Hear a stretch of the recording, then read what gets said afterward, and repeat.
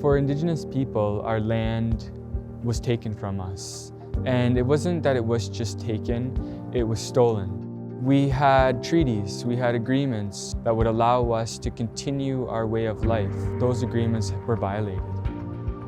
In addition to that, our populations declined significantly. And as a result of those two things combined, a lot of that knowledge was lost, but not completely.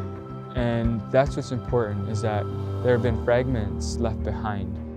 We've been asking questions about what do we know about each season related to Indigenous land sustainability, Indigenous knowledge, and how can that translate into programming at the college, as well as in the various community organizations that we're working with. This isn't about us.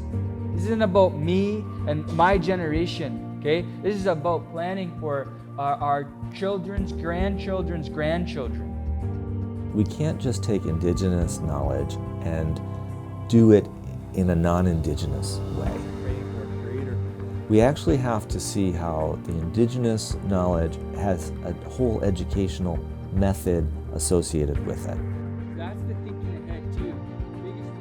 If we have an opportunity to show our young people that the schools like Conestoga are willing to do this type of program, then they'll be more apt to come and be part of the wealth of this country the way that we were supposed to be.